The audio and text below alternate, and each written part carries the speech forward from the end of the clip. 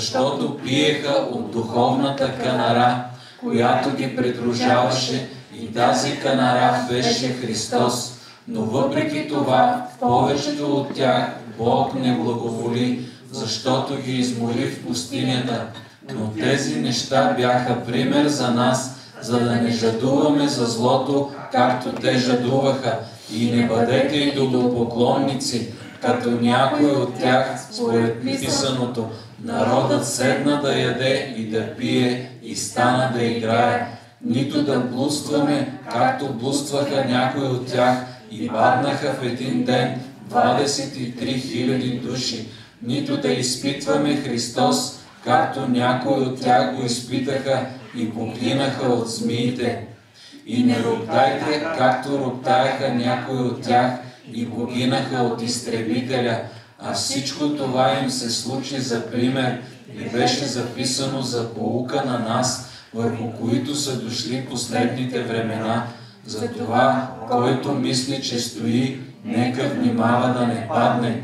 Никакво изкушение не ви е постигнало, освен това, което е човешко, но Бог е верен, който няма да допусне да бъдете изкушени повече, отколкото ви е силата, но заедно с изкушението ще даде и изходен път, така че да можете да го издържите. Затова, възлюбени мои, бягайте от идолослужението.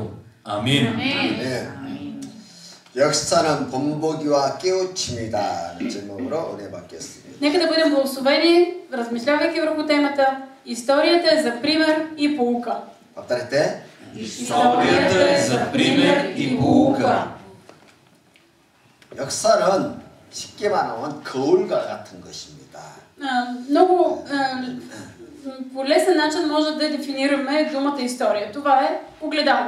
우리가 거울을 보면 내 모습을 알 수 있듯이 Както когато гледаме в огледалото, познаваме собствения си образ. 과거의 역사를 보면은 현재의 내 모습이 보이는 것이에요. Така и когато гледаме назад в историята, виждаме образа си сега. 그래서 과거의 역사를 잘 보고 내가 어떻게 인생을 살아야 할 것인가. Затова, наблюдавайки историята, можем да си вземем поука как да живеем днес. 그래서 역사는 우리의 삶의 본보기고 깨우침을 준다는 것입니다. Историята е за наш пример и за поука.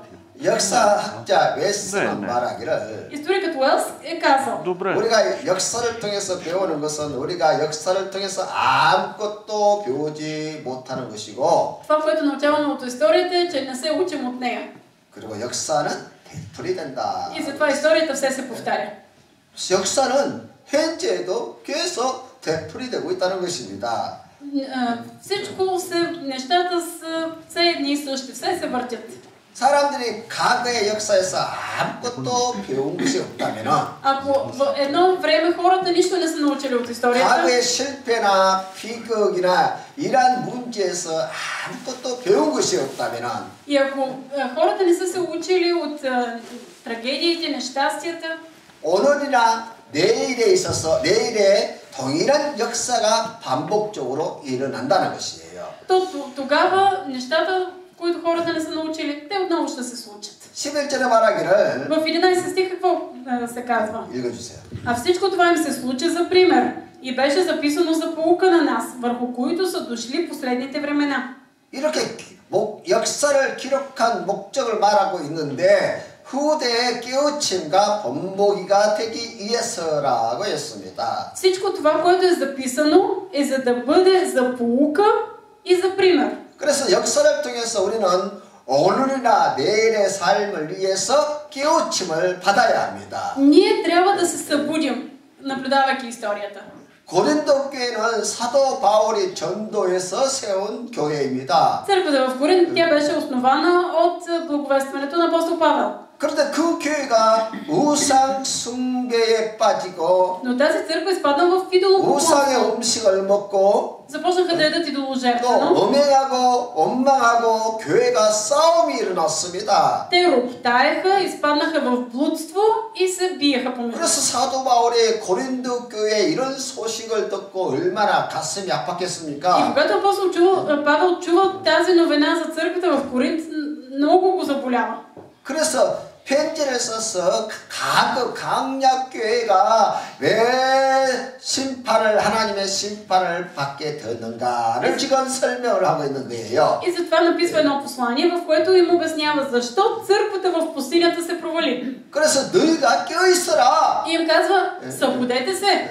너희가 망하지 않고 성공적인 삶을 살려면은 과거의 역사를 잘 보고 본받으라는 것입니다. За да не се провалите, вие трябва да вземете пример от историята. 그리고 특히 말세를 살아가는 우리 크리스찬들에게 깨우침을 주려고 이 역사를 기록했다는 것이에요. И казва, историята е записана именно за да може ние, които живеем днес в последните времена, да се събудим. 그러면 강약교회가 어떤 하나님의 축복을 받았고 또 어떤 결과를 맞이했는가를 우리가 잘 살펴봐야 돼요. Затова ние трябва да сме наясно какво се е случило с църквата в пустинята. 첫째로 강약교회가 받아 누렸던 축복에 대해서 말씀을 드리겠습니다. Първо, нека да видим какво беше благословението, което получиха евреите в пустинята. 1절부터 4절 같이 다시 한번 읽겠어요. Нека отново да прочетем от 1 до 4 стих.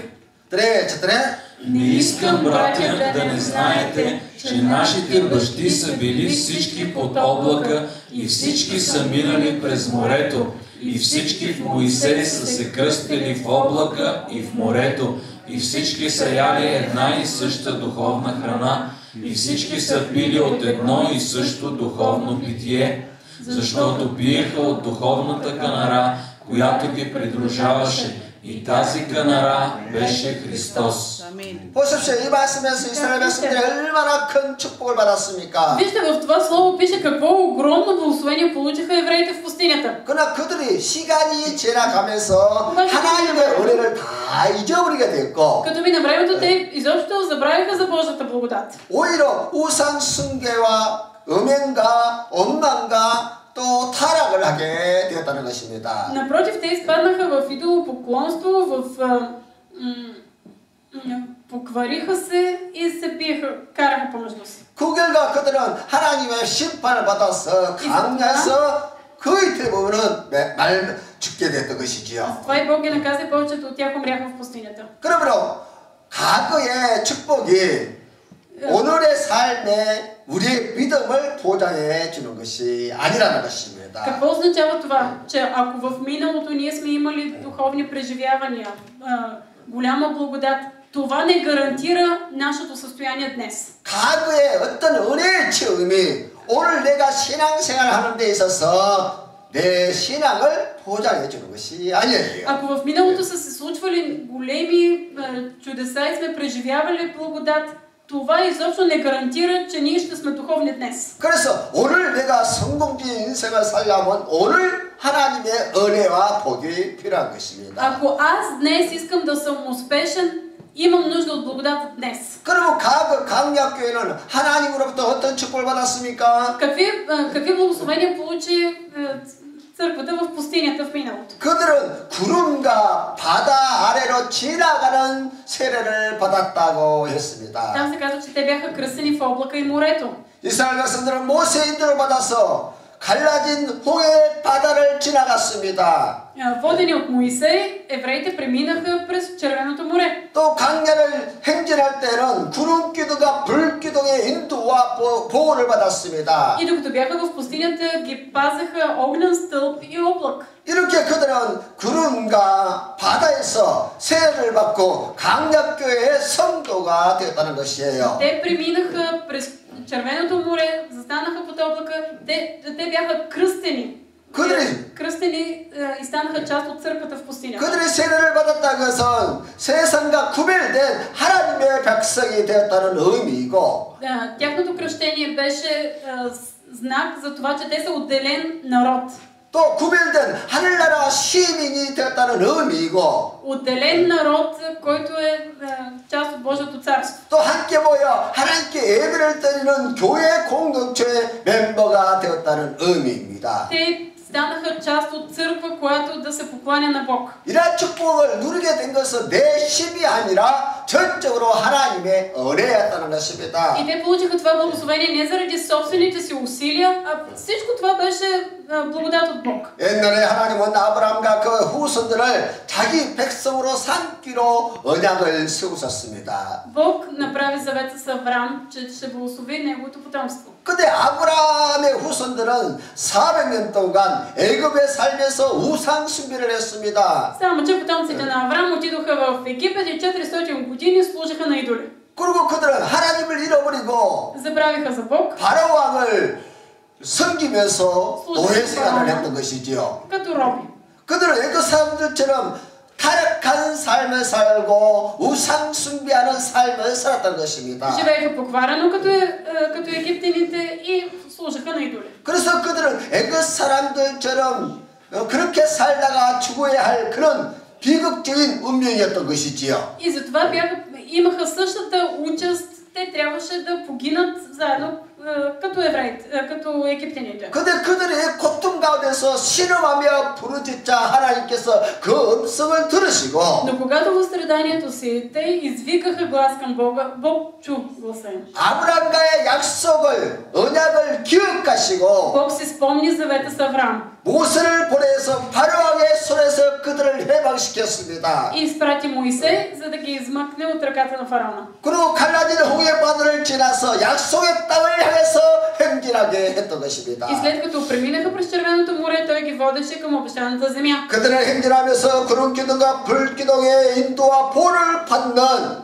Те бяха водени и закрилени от огнен и от облачен стълб. 강약 교회 공동체가 되었던 것입니다. И те се превърнаха в църковната общност в пустинята. 그 강약교의 목표는 거룩한 군사가 돼서 가나안 땅을 정복하는 것이었습니다. Каква беше целта на тази църква в пустинята? Да завладее ханаанската земя. 이처럼 예수 그리스도를 믿고 하나님의 자녀가 되고 세례를 받은 우리는 По същия начин, ние, които сме приели Исус Христос за Спасител, които сме кръстени, 우리는 교회 거룩한 교회 공동체의 멤버가 되었습니다. ние ставаме част от Вселенската свята църква. 우리는 천국 가는 그날까지 이 교회 안에서 함께 신앙생활을 하는 것이고 И до момента, в който отидем в рай, ние сме част от тази църква.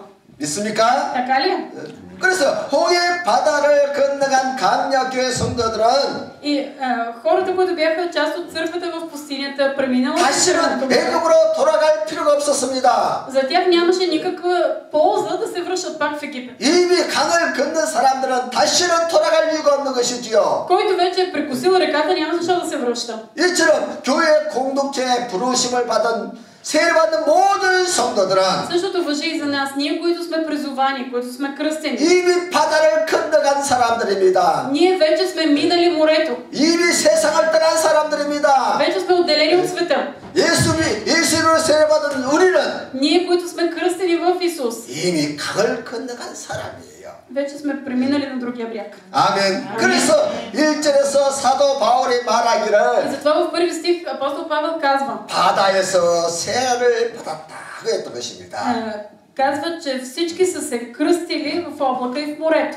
할렐루야. Алелуя. 우리는 다 예수 그리스도로 세례를 받은 사람. Ние сме кръстени в Исус. 세례를 내서 내 사람은 죽고 새 사람으로 사는 것을 말하는 Че 것입니다. старият човек е умрял и ние живеем като нов човек. 예수 그리스도와 죽고 예수 그리스도와 다시 살아난 사람이 되었다는 것입니다. Умрели сме в Христос и сме оживели в Христос. 그래서 세례란 것은 죽음과 부활을 상징하는 것이에요. Кръщението символизира смърт и възкресение. 우리는 세상으로부터 죽고 Ние сме умрели за света 하나님의 사람 그리스도의 사람으로 다 살아났다는 것입니다. и сме оживели за Божии хора. 이스라엘 백성들은 홍해의 바다를 건너면서 죽음을 경험했습니다. Евреите, преминавайки през Червеното море, те преживяха смърт. 홍해를 건너가면서 세례를 받았고 Преминавайки през Червеното море, това беше тяхното водно 그 순간 спасение. 그들은 이제 나는 애굽으로부터 완전 죽었구나. И в този момент те осъзнаха, че са умрели напълно за живота в Египет. 내 사람으로부터 완전 죽었구나. Умрели са за Стария 나는 Завет. 애굽의 종이 아니라 Вече не са роби на Египет. 바로에게 종이 아니라 Не са роби на фараона. 이제 하나님의 사람으로 다시 살아났다. Но са Божии хора. 그 증거로 그들은 물에서 올라왔다는 것이에요. И доказателството за това беше, че те излязоха от водите.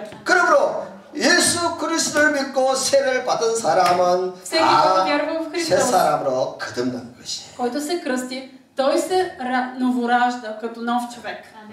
그 확신, 분명한 확신을 가지고 그가 신앙생활을 해야 한다는 것입니다. Ние трябва да живеем живота си на вяра с тази 100% увереност.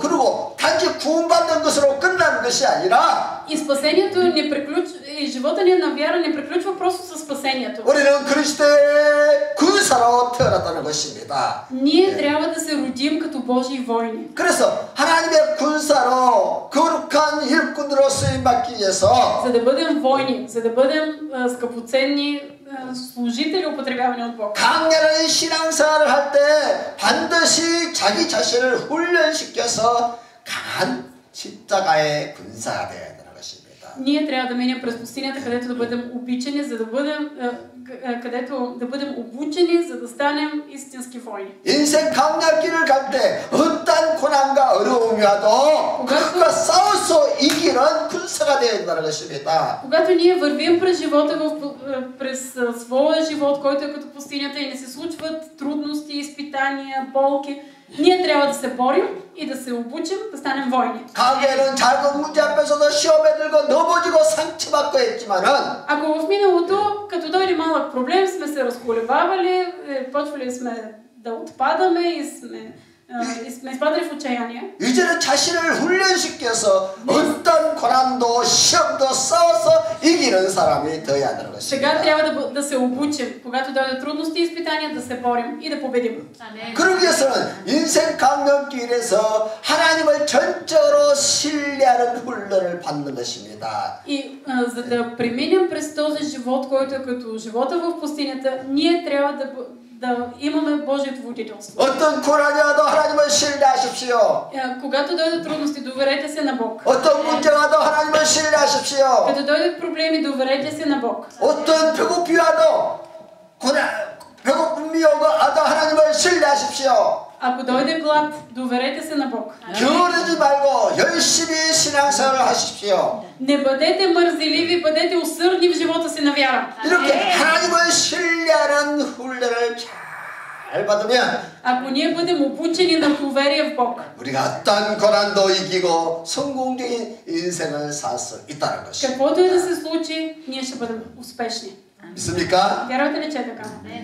시편 105장 39절 В Псалми 105 глава 39 стих се казва. 같이 한번 읽겠어요? Заедно да го прочетем. Той разпростря облак за покривало и огън, за да свети през нощта. 보세요, 이스라엘 백성들은 어떤 축복을 받았습니까? Да, вижте какви благословения получи еврейския народ. 구름이 마치 지붕처럼 태양을 가려서 그들을 보호하고 인도했다는 것입니다. Имаше облак, който ги покриваше като чадър. 그리고 밤에는 불이 밝혀서 주위로부터 그들을 보호해 주었다는 것입니다. Имаше през нощта огън, който да свети и да ги пази. 여러분, 이것보다 더 큰 축복이 어디 Има ли 있습니까? по-голямо благословение от това? 여러분, 지금도 하나님이 우리를 이런 축복을 주신다고 믿으십니까? Вярвате ли, че Бог ни благославя по този начин и сега? 아멘. Амин. 지금도 하나님은 우리의 삶을 이렇게 우리를 보호하시고 인도해 주시고 있는 И 것입니다. сега Бог ни пази и ни води. 눈에 보이지 않는 하나님의 구름과 불로 우리를 보호하시고 인도해 주시는 것이에요. Божиите невидими облак и огън и сега ни водят и ни пазят. 그래서 그 사실을 믿으라는 거예요. И апостол Павел казва, вярвайте в този факт. 눈에 보이지 않지만은 하나님께서 지금도 우리를 보호하시고 인도하신다는 것을 믿으라는 것이에요. Може да не го виждаме сега, но да не го виждаме с физическите си очи, но вярвайте, че Господ ви води и ви пази. 근데 간역교회 성도들은 눈에 보이는 불과 구름을 보고도 하나님을 신뢰하지 못했다는 거예요. Обаче църквата в пустинята, въпреки че виждаха и огъня, и облака, пак не се доверяваха на Бог. 밤낮으로 하나님의 보호를 받으면서도 하나님의 보호를 받는 것을 몰랐다는 거예요. Бог ги пазеше денонощно и пак не осъзнаваха, че Господ е този, който ги пази. 왜냐하면 하나님에 대한 신뢰가 없기 때문에. Защото нямаха доверие към Бог. 그래서 우리가 고난이 와도 Ние, когато дойдат страдания, 하나님을 신뢰하는 훈련을 철저하게 받아야 돼. нека да се обучим в това да се доверяваме на Бог. 내 눈에는 안 보이지만 може 하나님은 да не 지금 го 나와 виждаме, 함께 하신다. но да казваме с увереност, Бог е с мен. 내 삶 속에 고난과 어려움이 있지만은 여전히 하나님께서 보호하고 계신다. Може да има трудности и страдания, но Господ и сега ме пази. 아멘. 내가 억울하게 사람들 내고 또 사기를 당하고 може хората 빼앗기고 да са ме измамили, 하지만은 може хората да са ме измамили, ограбили, 여전히 하나님은 눈을 뜨고 내가 당한 상황을 살펴보시고 но Бог е отворил очите си и вижда моята ситуация. 우리가 믿음으로 행할 때마다 하나님께서 보호하시고 바른 길로 인도해 주시는 걸 믿어야 한다는 것입니다. Трябва да вярваме, че когато не се случват някакви обстоятелства, пак Господ ни води и Той ни пази. 그렇게 하나님을 신뢰하는 믿음이 있을 때 실제로 하나님이 여러분들을 보호해 주신다는 것을 경험하게 된다는 것입니다. Когато ние се учим на доверие в Бог, наистина ще преживяваме как Той ни пази. 아멘. 아멘. Амин. 지금도 하나님 여러분들을 보호하시고 인도해 주십니다. Бог ви пази и ви закриля и днес. 아멘. 진짜 그것을 믿어야 돼요. Наистина трябва да го вярваме това. 그래서요, 고난과 문제가 오거든 그것만 보면 안 돼요. Така че когато дойдат трудности, страдания, не гледайте на тях. 고난과 문제 뒤에 계시는 하나님을 볼 수 있어야 돼요. Трябва да можете да виждате Бог, който е зад, отвъд страданията. 시편에 보면은요, 하나님은 홍수를 타고 오신다는 말이 있어요. В Псалми има стих, че Бог идва на вълните. 여러분, 태풍이 불어오면 우리는 그 태풍만 바라봅니다. Бог идва във вятъра.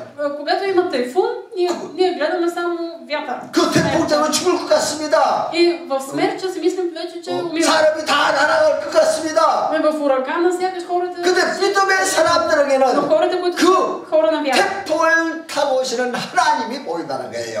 в урагана виждат Бог, който се движи. 그래서 그 태풍은 오히려 기회가 되고 축복이 된다는 것이다. Така че всъщност ураганът е възможност, шанс. 할렐루야. 이스라엘 백성들은 강약교회 성도들은 그것을 실제로 눈에 보이도록 경험을 했던 것이에요. Евреите в пустинята, те реално преживяваха, виждаха Божието пазителство. 그리고 그들은 신랄한 양식을 먹고 신랄한 음료를 마셨습니다.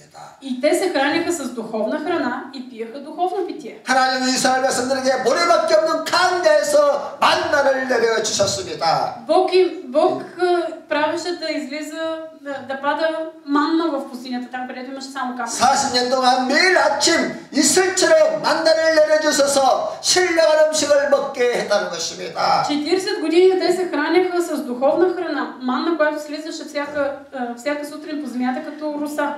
눈송이처럼 생긴 만나가 하늘에서 내려와서 강야에 싹 덮었는데 Манната като снежинки се стеляше по земята и покриваше земята.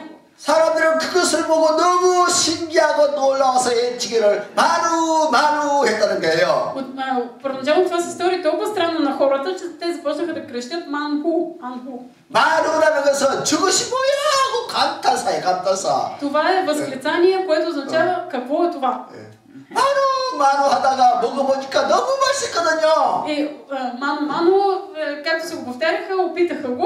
그래서 맛있다 했고 만나가 되었다는 거예요. И започнаха да казват, вкусно, което е манна. 할렐루야. 그리고 이스라엘 백성들의 이 단백질 보충을 위해서 하나님은 메추라기를 내려주셨는데 И Бог, за да снабди тяхната нужда от протеин, им свали подпадъци от него. 얼마나 많은 메추라기를 내려주었던지 나중에는 아예 고기 냄새를 싫어할 정도가 됐다는 거예요. И толкова много подпадъци се изсипаха върху тях, че те накрая вече не искаха да помират от месо. 이렇게 하나님은 우리의 삶의 필요를 아시고 Бог знае какво са 관심이 нашите нужди. 많으세요. Той се интересува от нашите нужди. 모른다고 생각하지 마세요. 하나님 다 했어요. Не си мислете, че Господ не знае от какво се нуждаем. 우리가 Всичко 뭘 знае Той. 먹고 싶어 하시는가에 또 아시고 또 관심이 많으세요. Той дори знае какво ни се яде и се интересува от това. 있습니까? Вярвате ли, че е така? 그래서 매일 신선한 양식과 음료를 주셔서 그들을 아주 강건하도록 만들어 주었다는 것입니다. Всеки ден те се храняха с духовна храна, пиеха духовно питие и бяха здрави. 그렇다면 오늘날 우리는 그러한 신랄한 양식과 음료를 먹습니까? 못 먹습니까? Добре, въпросът е днес ние дали ядем духовна храна и духовно питие? 아멘. Амин. 지금 우리도 하늘에서 내려온 신령한 양식인 하나님의 말씀을 먹는 거예요. И днес ние се храним с духовна храна, слязла от небето. Това е Божието Слово. 우리로부터 이 신령한 양식은 매일매일 새로운 것입니다. И това Слово е ново всеки ден. 우리의 영과 혼을 건강하게 만드는 아주 신령한 음식이라는 거예요. Това е духовна храна, която е за наше физическо и духовно здраве. 믿습니까? Вярвате ли, че е така? 그런데 우리가 이런 축복을 받고 있음에도 Обаче, 불구하고 въпреки цялото това благословение, което получаваме, 이 양식이 하나님의 말씀의 양식이 너무 흔하다 보니까 그걸 맛있는 것을 못 느끼는 거예요. тъй като Божието Слово е толкова често срещано, накрая не забелязваме, че то е вкусно. 이스라엘 백성들이 그랬던 것처럼 오늘날 크리스찬들도 맛이 없다고 불평을 하는 거예요. Както евреите започнаха в пустинята да се оплакват, че не е вкусно, това правим и ние християните. 왜 메뉴가 항상 똑같으냐 하면서 불평한다는 것입니다. И се оплакваме и казваме, защо менюто е все едно и също. 혹시 여러분 그런 사람 있으세요? Има ли някой от вас, които 그런 사람이 있다면 ако има такива, 이미 병들었어요. 병들었어. значи имате афти в устата. 맛을 못 느껴 맛을. Не можете да усещате вкус. 저희 아내는요 아파도요 얼마나 밥을 잘 드시는지. Съпругата ми, когато се разболее, тогава се храни наистина много добре. 나는요 아팠다 감기 안 걸려도 입맛이 싹 사라지고 아무것도 못 먹어요. Аз ако се разболее, някакъв грип да ме хване и нищо не ми се яде. 그래서 나는 아프면요 살이 많이 빠져요. И затова, когато се разболее, сваля много килограми. 근데 저희 아내는요 아프면 더 살이 쪄. Жена ми обаче, разболее ли се, напълнява. 얼마나 부러운지. Наистина това е за завиждане. 여러분 절대로 Да. 진짜 하나님의 양식을 맛있게 드세요. трябва Божията храна да бъде вкусна за вас. 아멘. 하나님이 주신 말씀의 양식은 И аз ще 언제나 새롭습니다. защото то е винаги ново. 아멘. 언제나 신선해요. Винаги е прясно. 할렐루야. 우리가 꼭 필요한 생명의 양식이에요. И то е важно и животворно. 그래서 하나님의 양식을 먹으면 먹을수록 우리의 영육간에 강건해지는 것을 우리가 경험하겠다는 것이죠. И ние преживяваме, че колкото повече се храним с Божието Слово, толкова по-сме здрави в душа и тяло. 강력교회가 먹었던 눈에 보이는 양식은 단지 육체만 건강하게 했어요. Тази храна, видима храна, която ядяха евреите в пустинята, тя правеше здрави само техните тела. 그러나 하나님께서 우리에게 직접 주신 이 말씀의 양식은 Но Бог ни дава Слово, своята храна, 우리의 영혼뿐만 아니라 범사가 잘 되고 삶이 강건하고 която прави да сме 복되게 здрави, 하는 양식이라는 것입니다. успешни и да благоуспяваме във всичко, така както благоуспяват и душите ни. 아멘. Амин. 여러분 이스라엘 백성들이 강내에서 마신 음료수는 어떤 음료수였습니까? Добре, какво беше това питие, което пиеха евреите в пустинята? 땅에서 고여서 있는 물이 아니라 반석에서 흘러나온 물이에요. Те не ядяха някаква застояла вода, като от локви от земята, а те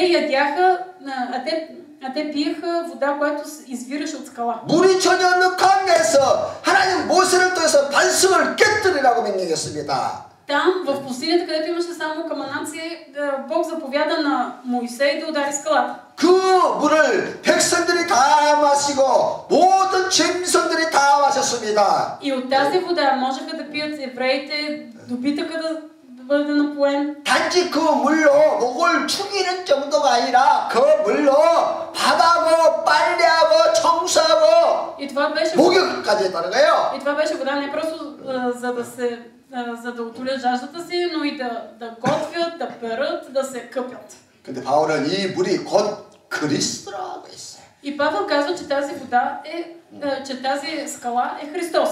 아멘. Амин. 있습니까? Вярвате ли, че е така? 아멘. 강력계 성도들이 목마름을 내서 하나님을 향해서 원망하고 불평을 했습니다. Когато бяха в пустинята, тази еврейска църква започна да се оплаква, че са жадни. 그때 하나님께서 모세를 통해서 명령하기를 И тогава 지팡이를 떠서 반석을 치라. Тогава Бог заповяда на Моисей, вземи тоягата си и удари скалата.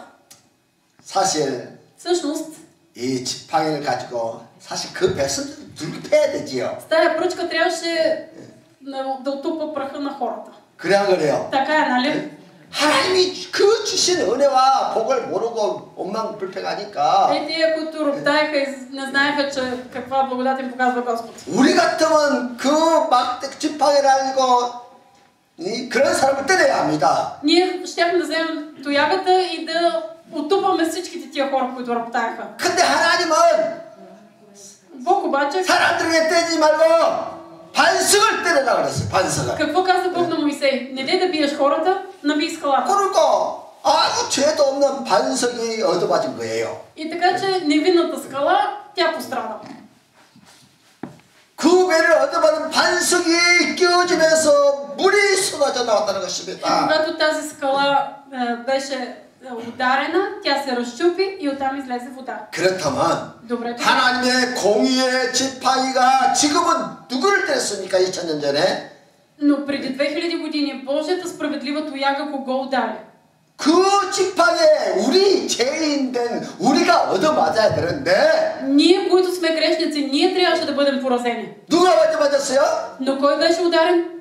그래요. 예수 그리스도가 얻어맞았어요. Да, Исус Христос той понесе. 그래서 주님은 십자가에서 깨어지시고 피 흘리심으로 На кръста той беше разчупен, там той проля кръвта си. 우리가 그 피를 마심으로 구원을 받고 생명을 얻게 됐다는 것입니다. И ние, които поемаме Неговата кръв, ние имаме живот и успех. 이렇게 우리는 신령한 양식과 신령한 음료를 마시는 축복을 누리고 있다는 거예요. Ние и сега се наслаждаваме на това благословение да пием духовно питие и да се храним с духовна храна. 그러면 우리처럼 축복받는 사람이 세상에 어디 있습니까? Има ли по-блажени хора от нас? 우리 인사하세요. 당신은 정말 하나님의 축복을 받은 사람입니다. Нека тогава да се поздравим един друг. Ти наистина си блажен.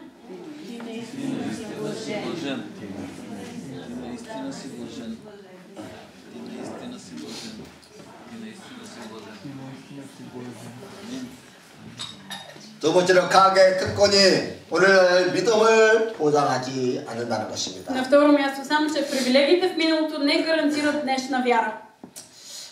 바울은 과거 이스라엘 백성들이 누렸던 특권과 축복의 역사를 말을 했습니다.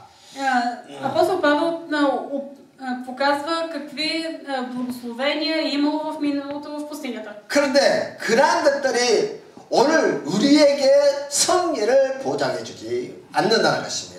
Само че предишните благословения не гарантират днешната ни вяра. 과거의 경험, 과거의 은혜가 현재를 살아가는 우리에게 전혀 승리를 보장해 주지 않는다는 것이에요. Благодата в миналото, благословенията в миналото, нашите преживявания не гарантират днешния ни успех. 각 같은 사람들 말합니다. 나도 과거에는 많은 은혜를 받았습니다. Понякога хората казват, аз преди колко бях 나도 благословен. 과거에는 교회에서 열심히 사역을 했습니다. Колко бях усърден служител. 그러나 과거가 아니라 현재 내가 은혜의 자리에 있느냐? Обаче въпросът е, къде си ти сега, не къде си бил. 내가 현재 사역의 자리에서 충성하고 헌신하고 있느냐? Дали ти си в момента на мястото на благодата и дали си усърден служител. 그래서 현재 나에게 은혜가 넘치고 축복과 감격이 넘치고 있느냐? Дали в момента си пълен с възхита и с благословение. 이것이 유지돼야 우리가 어떤 고난 가운데서 승리할 수 있는 것이에요. Когато ние сме благословени тук, можем да бъдем успешни. 그러므로 오늘 은혜 받아야 합니다. Затова ние трябва да бъдем благословени. 오늘 하나님의 축복을 받아야 합니다. Благодат от Бог трябва да слезе върху мен днес. 아멘. Амин. 이것이 지금 유지될 때 그것이 쌓이고 쌓여서 우리는 매 순간 하나님의 응답과 복을 누리게 되는 거예요. Когато това се трупа ден след ден, ние преживяваме Божиите отговори ден след ден. 아멘. Амин. 5절의 성경에 이렇게 말하고 있습니다. В 5 стих се казва: 읽어주세요. 그들의 다수를 но въпреки това, в повечето от тях Бог не благоволи, защото ги измори в пустинята. 강야에서 다수가 가나안 땅에 들어가지 못하고 멸망받았다고 했습니다. Тук се казва, че повечето хора, въпреки преживяванията си, те не бяха успешни, а те погинаха. 약속의 땅 가나안이 눈앞에 있는데도 그들은 그 약속을 누릴 수가 없었어요. Ханаанската земя, обещаната земя беше пред очите им, но те не се насладиха на нея. 왜냐하면 다수의 사람들이 범죄하여 그 범죄로 인해서 약속의 땅에 들어가지 못했다는 것입니다. повечето хора се грешиха и не влязоха в обещаната земя. 그래서요, 범죄로 인해서 하나님의 축복을 놓치는 경우가 너무 많이 있습니다. Има толкова много случаи, когато престъпленията ни спират Божието благословение. 하나님이 능력이 없어서 복을 못 주는 것이 아니라 Бог не ни благославя, защото не му достига сила. 하나님과 우리 세에 죄악이 가로막혀 있어서 복을 못 누리는 것이에요. Но Бог не ни дава благословение, защото има грях, който пречи. 그래서 예수님께서 이 땅에 오셔서 가장 먼저 외친 복음의 내용이 И кое беше първото благословение, което той... кое беше Евангелието, което той прогласи? 회개하라 천국이 가까웠느니라. Покайте се, защото Божието царство наближи. 그러니까 회개해야 천국이 내 안에 임한다는 것입니다. Тогава Божието царство слиза в мен. 회개가 먼저 이루어져야 축복의 문이 열린다는 것입니다. Трябва първо да има покаяние, за да дойде благословение. 하나님과의 관계가 회복되어야 응답의 문이 활짝 열린다는 것이에요. Трябва да бъдат възстановени в Бог, за да има отговор. 근데 크리스찬들이 이런 하나님의 축복을 받지 못하는 것은 Обаче християните си мислят, че те не получават благословение от Бог. 죄가 가로막혀 있어서 그렇다는 것입니다. Всъщност християните не получават благословение от Бог заради грях. 분명히 눈앞에 가나안 땅이 보이는데도 왜 못 들어갑니까? За евреите пред тях беше ханаанската земя, обещаната земя. Защо не влязоха? 분명히 하나님께서 약속하셨어요. И Бог им беше дал това. 너희에게 주겠다고 했습니다. Беше им обещал, че ще ви я дам. 근데 왜 그 축복을 못 누립니까? Те защо не се насладиха на това благословение? 범죄가 Заради грях, 그것을 못 들어가도록 가로막다. който попречи на влизането им. 6절 한번 같이 읽겠어요? Нека да прочетем заедно 6 стих. Но тези неща бяха пример за нас, за да не жадуваме за злото, както те жадуваха. 역사를 통해서 반드시 우리가 배워야 할 것이 있는데 има нещо, което ние трябва да научим обязателно от историята 죄. за греха. 죄가 얼마나 즐겁습니까? Грехът е толкова привлекателен. 자꾸 즐거워 보이기 때문에 Той изглежда 죄를 толкова 짓게 되는 добър 것이에요. и за това хората се грешават. 근데 이 죄는 이 즐거움이라는 것은 마치 Тази радост 낚시할 때 미끼와 같은 것이에요. е като стръв при риболов. 미끼를 탐하는 물고기는 결국 그 미끼 낚시 바늘에 걸려서 멸망을 당하는 것이죠. Рибата, която пожелае стръвта, тя бива уловена и накрая се проваля. 그래서 현대인들도 И това важи за хората днес. 과거의 그 역사처럼 그것이 계속 반복되고 있다는 거예요. Историята постоянно се повтаря. 그러니까 과거의 역사를 통해서 배우지를 못하고 있다는 것이죠. което означава, че ние не сме се научили уроците от миналото. 우리 학교에서 아이들에게 왜 역사를 가르칩니까? Защо има предмет по история в училищата? 또 우리 부모들의 아이들에게 자꾸 역사를 가르치는 이유가 바로 여기에 있다는 거예요. И това е причината родителите да обучават в история своите деца. 또 우리가 성경을 공부하는 이유도 바로 여기에 있는 И 거예요. това е причината ние да изучаваме Библията. 구약의 역사, 이스라엘 백성들의 그 역사를 열심히 배워서 Историята от Стария Завет, да изучаваме усърдно историята на евреите. 그들이 그같은 실패의 역사, 멸망의 길로 가지 말라는 거예요. За да не ходим по техните пътища на поквара и провал. 근데 그렇게 하나님께로부터 선택받고 구원을 받고 약속을 받은 그 백성들이 Хора, които бяха избрани, отделени, имаха обещание. 그들이 실패한 이유가 죄인데 Причината за техния провал беше грях. 어떤 죄입니까? Какъв грях? 첫째로 우상숭배예요. Първото беше идолопоклонство. 7절 같이 읽겠어요. Да прочетем заедно 7 стих. 그래. И не бъдете идолопоклонници, като някой от тях, според писаното. Народът стана седна да яде и да пие и стана да играе. Амин. 모세가 하나님의 부르심을 받고 시내산에 올라갔어요. Моисей беше призван от Бог и се качи на планината Синай.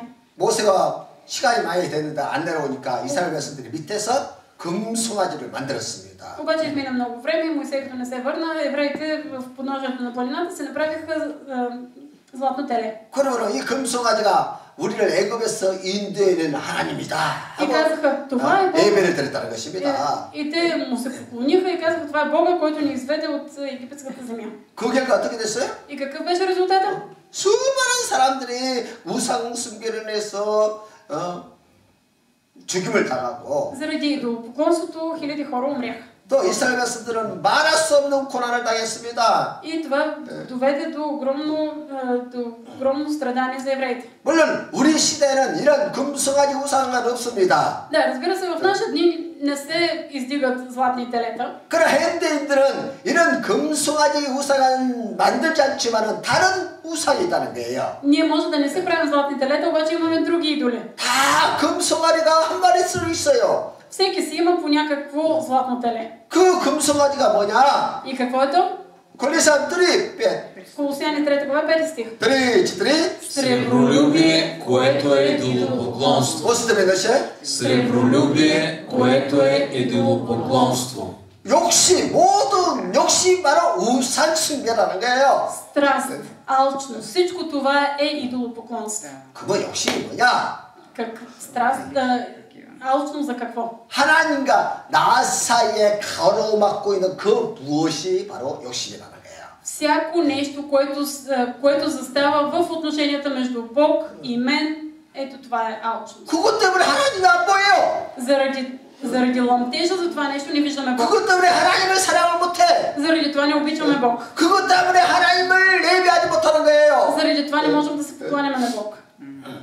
만약에 왜? Ако 우리가 하나님을 예배하는데 무엇인가가 가로막고 있다면은 Ако има нещо, което спира нашето поклонение пред Бог, 그것이 더 귀하고 ако то ни се струва по-ценно, 그것이 더 가치가 있고 ако то ни се струва по-значимо, 하나님보다 그것을 더 사랑한다면은 ако ние го обичаме повече от Бог, 그것이 바로 욕심인데 това е обекта на нашата алчност, 그 욕심이 바로 우상 숭배라고 което е идолопоклонство.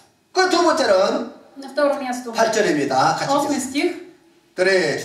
Нито да блудстваме, както блудстваха някои от тях и паднаха в един ден 23 000 души.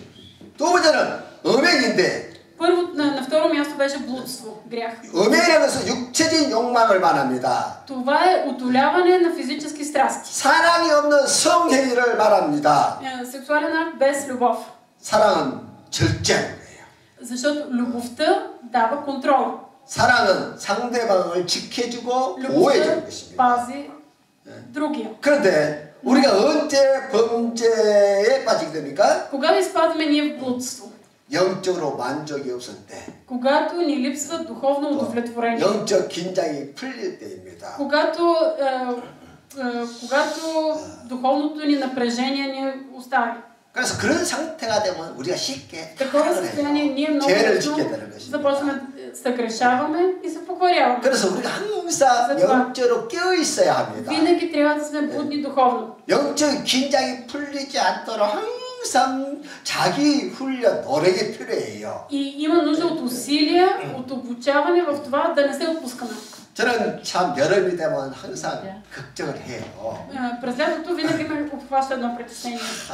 우리 성도들이 올 여름에 바닷가로 가서 신앙을 잃지 않고 잘 이겨내고 와야 될 텐데. Се казвам, вярващите от нашата църква, те ще отидат на море, на почивка, ама дали няма да се отпуснат там и да загубят вярата си? 왜 내가 그런 염려를 하냐면은 Защо се притеснявам за това? 여러분이 되기 전까지는 성도들이 열심히 신앙생활 잘해요. Защото преди лятото християните са много усърдни. 열심히 교회에서 예배도 드리고 기도도 하고 찬양도 하고 Идват в църквата, редовни на богослужения, в молитвите, в хвалението. 시험도 잘 이기고 Успешни са срещу 그냥 изданията. 성도들이 살아있어요. Има любов между тях. 그러다가 휴가를 들어가서 한 달, 두 달 있다가 보면은 Обаче като мине отпускарския сезон, след месец-два, като се върнат, 반은 사라져버려요.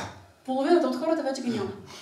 믿음이 싹 식어갖고 И вярата им една от... 마치 예수 안 믿는 사람처럼 그렇게 돼 있더라고요. И се държат като невярващи. 그런 사람을 다시 또 신앙을 회복시켜주는데 얼마 시간이 많이 И 걸리죠. знаете ли колко много време трябва, за да се възстанови вярата на такъв човек? 찾아가서 우리 같이 신앙생활 하십시다. Трябва да ходим, да го убеждаваме, хайде заедно да водим живота си. 사자하고 그 기도해주고 막 말씀을 전해줘야 그때야 좀 일어나는 거예요. Посещаваш го, полагаш ръце върху него, молиш се, пък тогава чак ще му се възстанови вярата. 그래서요 우리가 우리 영적 상태가 긴장이 풀리지 않도록 Нашето духовно състояние трябва да сме винаги на щрек. 항상 내 자신을 말씀으로 무장하고 Трябва да се въоръжаваме ежедневно с Божието Слово. 하나님께 예배 드리는 것에 대해서 게으르면 안 돼요. И да не се отпускаме да сме богопоклонници. 어디에 있든지 Където и да сме. 비록 휴가를 가서 한 달, 두 달짜리도 반드시 주일날은 교회를 찾아가서 예배를 드리고 Дори да сме някъде на море, на почивка, неделя, да търсим църква, да ходим на богослужение. 또 그런 환경이 안 되면 가족끼리라도 모여서 아침 저녁으로 기도하고 말씀을 읽고 해서 자기의 신앙을 항상 지켜야 한다는 거예요. Ако няма такова място, то тогава с семействата си да се събираме, да се молим сутрин, вечер, да се екипираме в молитва. 할렐루야. Алелуя! 그것이 바로 지혜로운 성도예요. Това е мъдър вярващ. 우리는 항상 깨어서 자신의 신앙을 지키고 Да бъдем будни, да си пазим вярата. 또 항상 기도해서 성령 충만 받아야 Да 합니다. се молим и да се изпълваме с духа. 열심히 예배 참석하고 Да бъдем усърдни в посещаването на 또 사역을 богослужения. 붙잡고 열심히 충성해야 И 합니다. да бъдем усърдни в служение. 그래야 내 신앙을 само 지킬 수 тогава 있는 것이고 ще опазим вярата си. 더 나아가서 다른 사람을 도와줄 수 있는 И 것입니다. ще можем и да помагаме на други хора. 역사적으로 또 볼 때 집단적인 행음이 일어날 때 반드시 하나님의 심판이 임했습니다. Виждаме в исторически план, че когато имаше масово отстъпление, имаше и масово наказание от Бога. 소돔과 고모라였던 도시도 도덕적으로 타락하니까 불심판을 받았던 것이고 Когато Содом и Гомор се поквариха, Бог ги наказа с огън. 로마의 콤페이 같은 도시도 타락으로 인해서 불심판을 받아서 멸망을 당했습니다. Град като Помпей, който се поквари, отново Бог го наказа с огън. 오늘날에는 급속하게 동성애가 퍼져가고 있습니다. В днешни дни толкова много се разпространява хомосексуализма. 그런데 Но 이 동성애로 인해서 막 가정들이 깨지고 인격이 말살을 당하고 있어요. и хомосексуализма той срива и обществата, и личността. 근데 문제는 이것이 마지막 때는 집단적으로 동성애가 일어난다는 것입니다. Но в последни дни, в последно време ще има масово хомосексуализъм. 이미 지금요 우리 시대는요 сега 동성애는 죄라고 인정을 안 해요. 그런 시대가 됐어요. Дойде такова време, в което хомосексуализма не се признава за грях. 아니 죄라고 인정을 안 하니까 뭐 회개할 필요도 없는 것이고 Когато не е признато за грях, съответно човека не смята, че трябва да се покая. 심지어 교회에서도 дори 동성애를 그냥 받아들이는 그런 교회가 있어요. Дори има църкви, които приемат за нормално нещо хомосексуализъм. 그래서 마지막 때는 동성애에 대해서 하나님의 불심판을 받는다고 하겠어요. Заради хомосексуализма Бог ще накаже с огън. 그래요. 요한계시록 보세요. Вижте какво пише в 하나님께서 Библията. 세상을 심판하시는데 불러서 심판하신다고 했어요. Бог ще осъди света и ще го осъди с огън. 항상 우리의 신앙을 нека 지키기 위해서 да пазим 조심해야 вярата си и да сме внимателни, бдителни. 그리고 세 번째로 На трето място. 9절입니다. 같이 읽겠어요. Нека да прочетем заедно 9 стих. 네, четири. Нито да изпитваме Христос, както някои го изпитаха и погинаха от змиите. 그들이 주님을 시험했다는 거예요. Какво означава това? Те, евреи, изпитаха Бога. 이 사건이 민수기 21장 4절에 기록된 사건인데요. Това е случка, описана в книгата Числа 21 глава. 읽어주세요. В 4 стих се казва: и тръгнаха от планината Ор по пътя към Червеното море, за да обиколят Едомската земя, а по пътя малодушие завладя народа. 왜 이스라엘 백성들이 마음에 상처를 받았습니까? 상하게 됐습니까? Защо евреите бяха обзети от такова малодушие? Защо бяха толкова наранени? 하나님께서 이스라엘 백성들에게 같은 핏줄의 행제인 에돔 사람들과 싸우지 말라고 했어요. Бог им каза да не се бият с едомците, които бяха които им бяха роднини. 그래서 에돔 백성들이 살지 않는 다른 지역으로 돌아서 가라고 했습니다. И Бог им каза да не преминават през Едомската земя, а да я заобиколят. 그 일 때문에 이스라엘 백성들의 마음이 상했다는 거예요. обаче това толкова ги наскърби. 상해서 막 하나님의 종들을 향해서 하나님을 향해서 원망하고 불평을 했다는 것이에요. И това толкова ги нарани, че започнаха да роптаят срещу Божия служител. 그래서 분노한 하나님께서 그들 사이에 불뱀을 보내서 불뱀에 물려서 죽게 했다는 것입니다. И затова, заради това роптаене, Бог се разгневи и изпрати отровни змии да ги хапят и да ги убиват. 그들이 하나님을 시험한 이유가 뭐냐면은 Каква беше причината те да изпитат Бог? 그들은 하나님의 계획보다는 자신들의 평안만을 생각했다는 것입니다. Защото вместо за Божиите планове, те мислеха за собственото си удобство. 여러분, 우리가 어떤 일을 할지라도 Каквото и да правим, 하나님의 뜻이 무엇인가, 하나님의 нека да 계획이 търсим 무엇인가, каква е Божията воля, Божиите планове. 그것을 먼저 생각하고 Да мислим първо за това. 기도를 충분히 하고 난 다음에 결정을 해야 한다는 거야. тогава да решим.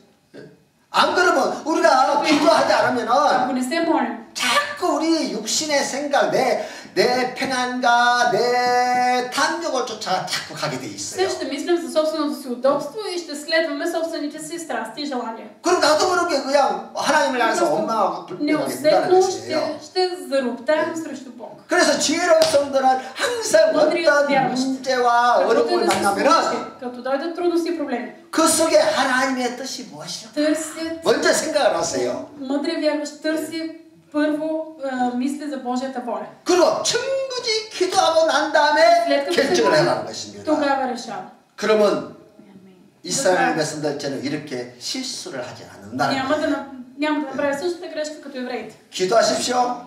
Молете се 하나님이 지혜를 주십니다. и Бог ще ви дава мъдрост. 기도하십시오. Молете се 그 문제를 피할 수 있도록 길을 내려주십니다. и Бог ще отвори път, за да се разреши проблема. 아멘. 기도하면 Когато се 그 молим, 문제를 통해서 하나님의 뜻을 이룰 수 있도록 역사하신다는 거예요. чрез проблема ще намерим мъдрост да извършим Божията воля. 10절 같이 읽겠어요? Да прочетем заедно 7 стих. 그래, четири. И тръгнаха. 제시. 10 стих, извинявайте. И не роптайте, както роптаеха някои от тях и погинаха от изтребителя. 이스라엘 백성들이 얼마나 원망을 잘합니까? евреите бяха толкова добри в роптанието. 물이 없다고 원망하고 роптаеха, че няма 먹을 храна. 양식이 없다고 원망하고 роптаеха, че няма храна. 왜 만나만 주시냐고 원망하고 роптаеха, защо всеки ден само тая манна. 왜 먹을 고기를 안 주냐고 원망하고 роптаеха, че няма месо. 온통 그 이스라엘 역사에 보면 원망의 역사예요. 원망의 역사. изобщо историята на евреите беше само едно роптане. 우리는 원망 대신에 범사에 감사하는 사람이 되십시다. Нека да бъдем хора не на ропота, а на благодарността. 아멘. Амин. 감사에 서로 감사하는 거예요. непрекъснато да бъдем благодарни. 그러면 감사하는 자에게 하나님은 우리 풍성한 은혜를 주시는 И 것입니다. тогава Бог ще излива изобилно благословение. 아멘. 그래서 서로 감사하는 거예요. Нека да сме благодарни. 당신이 있어서 감사합니다. Да сме благодарни един за друг. Радвам се, че ти има. 당신의 수고와 헌신에 감사합니다. Благодарен съм за твоето посвещение и усърдие. 당신이 우리를 위해서 이렇게 찬양을 준비하시고 말씀을 준비해서 전해주신 거 감사합니다. Благодарен съм за добре подготвеното хваление. Благодарен съм за добре подготвеното слово. 또는 저는 우리 성도들 너무너무 감사해요. Аз съм благодарен за вас. 만약 여러분들 교회 안 나오면 내가 무슨 설교하는 재미가 있겠습니까? Ако вас ви няма в църквата, как ще имам желание да проповядам? 내가 밤새도록 설교를 준비해도 들어줄 성도가 없다고 무슨 재미로 설교하겠어요? Цяла нощ съм подготвила проповед, идвам и ако няма никой, с какво желание ще проповядам? 그래서 여러분들이 교회 와서 Затова идвайте в църквата. 예배 드리면서 졸아도 감사해요. Затова съм благодарен дори и да спите в църквата. 할렐루야. 은혜마다 말할 것도 없고. защото не е провал, ако си благословен. 그래서 우리가 서로 감사할 때 우리 교회는 행복한 교회가 되는 것이고 ставаме една щастлива църква. 또 우리의 삶은 더욱더 건강하게 되어 И 있어요. животът ни е по-здравословен. 그래서 또 집에 가서도 затова като отидем вкъщи, 남편 붙잡고 맨 원망하지 말고 съпругата не да роптае всеки ден срещу мъжа си. 오늘도 수고했었어요 칭찬하고. Благодаря ти, днес много се постара. 할렐루야. Да го похвалим така. 어쩌든지 칭찬해 주는 말을 많이 해요. Трябва много 감사도 да 말을 хвалим, 해주세요. да казваме много думи на благодарност. 특히 И по-специално. 남편을 바라볼 때 뭐라고 말을 하냐면 Какво трябва да казва една съпруга на мъжа си? 따라하세요. Нека да повторим. 당신은 내 인생의 가장 소중한 선물입니다. Ти си най-ценният подарък за мен. 해보세요. повторете. Жени, повторете. Ти си най-ценният подарък за мен. 이게 연습이 필요해요. 연습. Да, има нужда от репетиция. 먼저 옆에 사람한테 연습을 하는 거예요. Първо упражнявайте с хората до вас. 빨리 두 명씩 빨리. По двама се казвайте, ти си 세 번 연습, 세 번 연습. Три пъти репетирайте, упражнявайте това. Ти си най-ценният човек за мен. Ти си най-ценният подарък за мен. Ти си най-ценният подарък за мен. 할렐루야. 다시 크게. Айде пак по-силно. 다 눈에 들어. 당신은 나의 가장 소중한 선물이에요. Ти си най-ценният подарък за мен. Ти си най-ценният подарък за мен. Амин. 할렐루야. Алелуя. 그래요. 그렇게 선물을 받았는데 우리가 불평하면 되겠어요? Такъв подарък сме взели, какво сега да се оплакваме? 그런 가정에 행복의 꽃이 피는 것이고 В такова семейство любовта разцъфтява. 사랑의 열매가 맺는 것입니다. И любовта дава плод. 자, 이제는 역사를 통해서 돌아보면서 두 가지 교훈을 받아야 합니다. И сега ние 빨리 трябва 끝나겠습니다. набързо ще приключим, трябва да си вземем две поуки от миналото. 첫 번째 12절에 Първото в 그런 적 30 선질로 생각하는 자는 넘어질까 조심해라. затова, който мисли, че стои, нека внимава да не падне. 할렐루야. 항상 나는 부족한 사람이다. 나는 연약하다. Нека да осъзнаваме, че имаме недостатъци, имаме липси. 교만하지 않도록 항상 자신을 다스리라는 것입니다. Да владеем себе си, да не се вдигне много носа. 연약하기 때문에 언제든지 넘어질 수 있어요. Немощни сме така, че всеки път можем да се провалим. 그래서 넘어지지 않기 위해서 И за да не паднем, 항상 우리가 하나님을 예비하고 трябва да сме винаги в богослужение, да размишляваме върху Божието Слово. 하나님을 믿고 의지하는 삶을 살아야 돼요. Да живеем в вяра и доверие към Бог. 아멘. 그리고 두 번째는 На второ място, 시험에서 승리할 수 있다는 것을 믿으라는 거예요. вярвайте в победа в изкушенията. 아멘. 시험은 와요. 누구에게 오는 것입니다. Изпитания, изкушения идват. И то при 그러나 всеки. 믿음의 사람은 언제나 승리한다는 거예요. Но който е човек на вярата, той винаги ще бъде победител. 아멘. 고난은 오지만 나는 승리할 수 있다. Идва страдание, но ще победя. 나는 넘어질 수 있지만 다시 일어날 수 있다. Мога да падна, но пак ще се изправя. Амин. 아멘. Амен. 그것을 믿으면 Когато 그렇게 вярваме това, 하나님이 역사하시는 거예요. Бог така ще действа. 13절 한번 읽겠어요? Да прочетем заедно 13 стих. Никакво изкушение не ви е постигнало, освен това, което е човешко. Но Бог е верен, който няма да допусне да бъдете изкушени повече, отколкото ви е силата, но заедно с изкушението ще даде и изходен път, така че да можете да го издържите. Амин. 아멘. 자, 이렇게 선주를 생각하면 넘어질 수 있다는 것을 항상 기억하시고 Винаги помнете, че можем да паднем 항상 끼어서 자신을 지키기 위해서 노력하십시오. и бъдете усърдни в това да пазите себе си. 그리고 시험을 만나가다 Дори да дойдат страдания, 나는 반드시 승리한다. да знаем, че ще бъдем обязателно победители. 그래서 문제, 시험을 만나가 두려워하지 말고 Така че когато дойдат трудности, страдания, да не се 그럴 때일수록 отчаиваме, 하나님을 더 믿고 의지하는 거예요. но да вярваме, да се доверяваме още повече на Бог. 그런 문제가 오면 더욱더 열심히 예배에 참석하고 열심히 더 기도하는 거예요. Когато дойдат трудности, да сме още по-усърдни в богослужението и в молитвата. 그러면 이가 기회로 바뀌는 놀라운 역사가 일어나는 것입니다. И тогава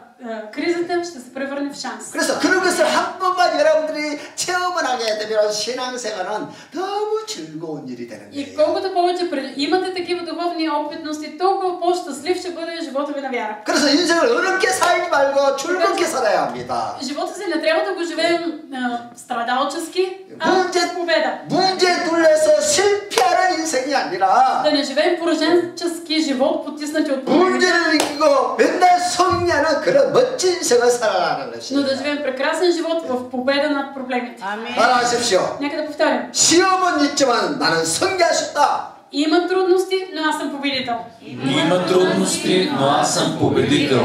아멘. Амин. 그렇게 믿으면 그렇게 Ако 되는 вяр... 거예요. Както вярвате, така ще ви бъде. 잘해서 일어났어. Нека се изправим.